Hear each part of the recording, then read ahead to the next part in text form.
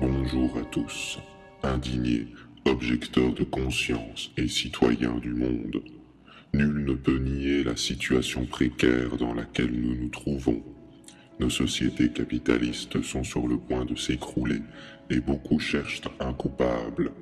Patrons, immigrés, chômeurs, les partis politiques fondent leurs programmes sur un ennemi désigné et promettent croissance, travail et pouvoir d'achat. Comment les politiques pourraient-ils apporter une solution globale et équitable alors que leur objectif est de satisfaire des envies égoïstes croissantes de nos sociétés de consommation? Les citoyens n'ont d'autre choix que de s'indigner. Mais manifester peut-il changer l'état d'esprit politique? Ont-ils seulement le pouvoir de changer? En réalité, le problème actuel est purement rationnel. Il s'agit de savoir comment faire vivre dignement 7 milliards d'êtres humains de manière équitable sur une planète dont les ressources sont limitées et où l'élite, l'industrie et les corporations n'ont aucun intérêt à changer ce monde. Des solutions existent, mais avant de les aborder, résumons la situation. Les ressources naturelles vont en diminuant, alors que les rythmes de consommation augmentent partout. Le mode de consommation occidental dépasse le seuil tolérable.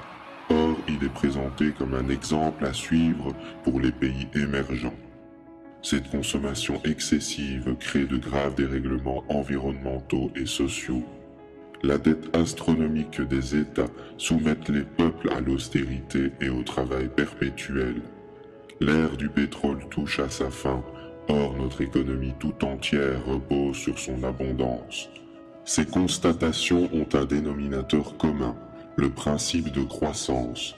En effet, chaque acteur économique est soumis à l'obligation de croître indéfiniment pour survivre. Mais plus la production croît, plus les ressources se font rares.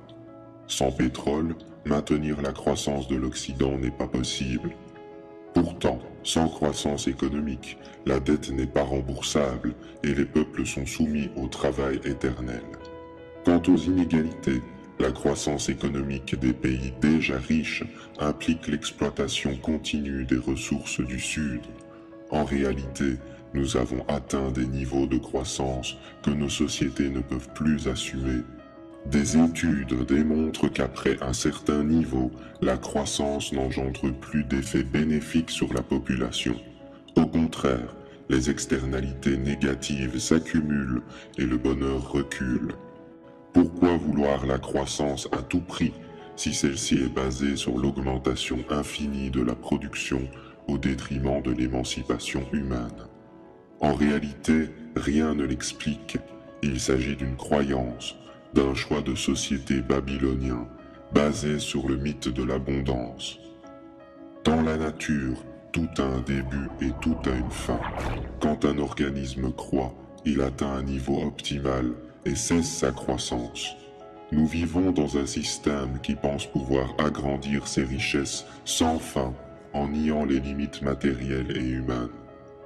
Devons-nous continuer à croître indéfiniment ou rechercher une stabilité? Nous voilà dans l'impasse, une dette impossible à combler, le mur des ressources qui approche, des politiques dont l'unique objectif est de relancer la croissance et la compétitivité. Alors, que faire?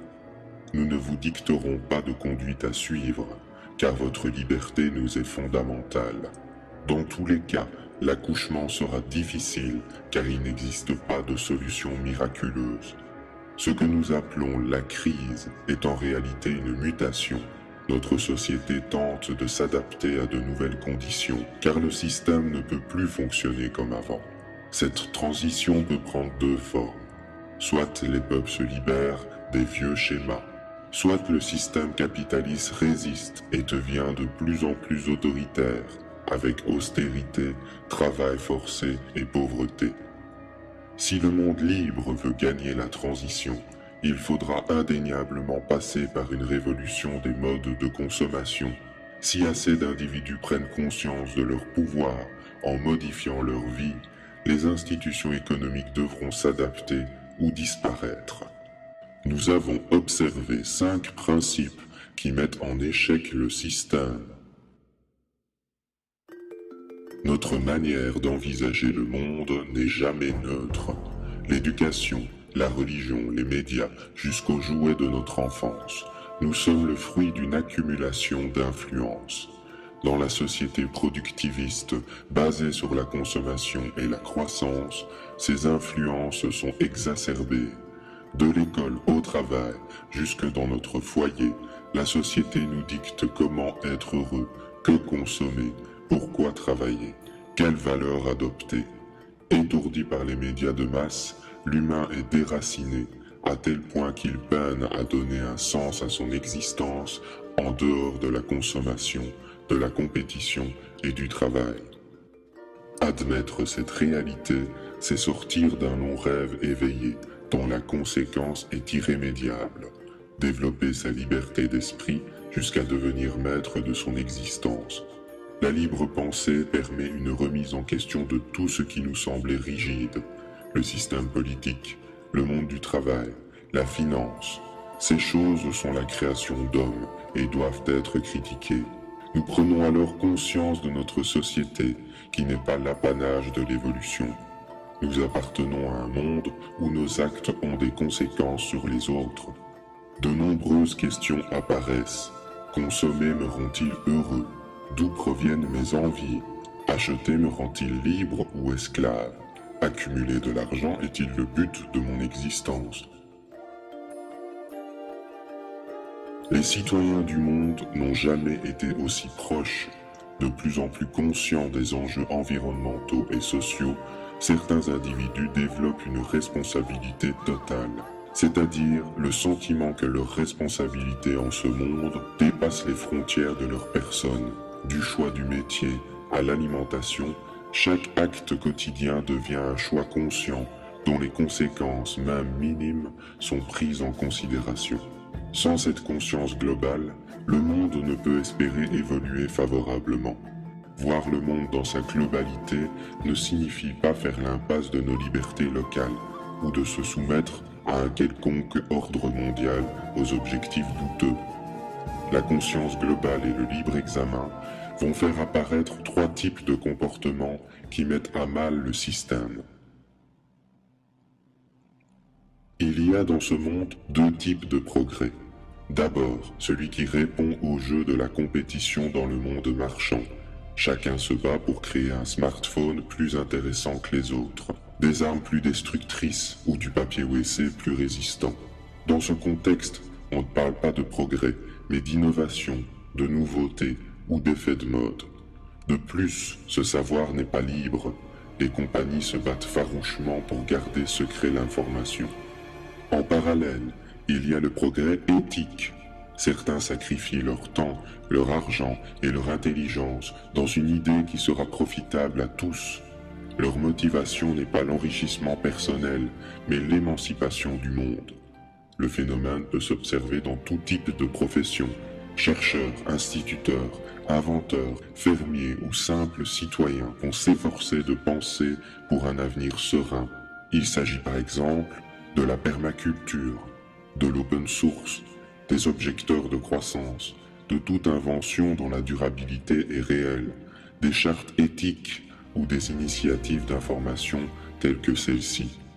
Chacun peut agir à son propre niveau, sans entrer dans une logique prédatrice, et ceux qui ne s'en sentent pas capables peuvent soutenir les initiatives qu'ils croient justes. La gratuité, le don et le bénévolat financent le monde libre. Ces innovations éthiques sont primordiales pour construire le monde d'après. Mais ce n'est pas suffisant sans que les citoyens ne prennent part à l'action individuellement ou collectivement. C'est la dimension collective de la transition. Il s'agit concrètement d'expérimenter des projets alternatifs en marge de la société marchande. Le but, s'organiser ensemble localement pour créer des espaces imperméables à la logique financière, marketing ou industrielle. Tout type de mouvement existant comme les créatifs culturels peuvent y participer. Pour autant, cela n'implique pas de se couper du monde et devenir intolérant. Par exemple, La permaculture consiste à créer une agriculture biologique qui assure la sécurité alimentaire d'un territoire. Même en cas de choc pétrolier, la survie de tous serait garantie. Citons également les villes lentes, l'agriculture paysanne solidaire, les groupes d'achat en commun, les systèmes de troc et bien d'autres choses. Ces initiatives ne mettent pas en péril les libertés et au contraire renforcent une démocratie réelle. Cependant, cette démarche collective risque d'être combattue par le système et ses lobbies. Aussi, sa réussite dépend de l'investissement individuel de chacun. Appelée aussi frugalité choisie ou simplicité volontaire, c'est l'application individuelle de l'adage « penser global, agir local ». Il n'existe aucune règle ou obligation. Chacun est libre de concrétiser sa sobriété à son propre rythme, selon ses revenus et convictions politiques, philosophiques ou religieuses. La seule base commune est la prise de conscience de la démesure du système. D'une manière générale, c'est un désencombrement matériel, un rejet de l'hybris, un refus du mode de vie babylonien. Chaque acte quotidien devient dès lors une opportunité de lutter. Certains vont adopter une automodération profitable à tous, même si les effets ne sont pas visibles maintenant. Il s'agit par exemple de réfréner ses achats, de se libérer de la télévision, de l'automobile, de boycotter les grandes surfaces et les produits industriels, d'opter pour les produits locaux et de saison, consommer moins de viande et bien d'autres choses. Ces individus vont généralement trouver le bonheur dans les choses simples. D'autres se créent un bouclier contre les désirs superficiels créés par la société de consommation. Ils apprennent à penser par eux-mêmes, à ralentir leur mode de vie, à s'octroyer du temps libre pour leur famille, leur conscience ou la nature. Mais simplicité ne rime pas avec facilité. Cela exige des efforts quotidiens et des sacrifices en termes de confort matériel, sans pour autant s'obliger à vivre dans la misère. Tous déclarent voir leur bonheur augmenter. Liberté, conscience, éthique, solidarité et sobriété. Ces 5 éléments teintés de tolérance peuvent être à la base d'une révolution culturelle non violente où la somme des comportements individuels et collectifs peut faire basculer la société vers un stade supérieur en déstabilisant les principes erronés de la croissance. Notre liberté est à ce prix pour un avenir serein. Merci.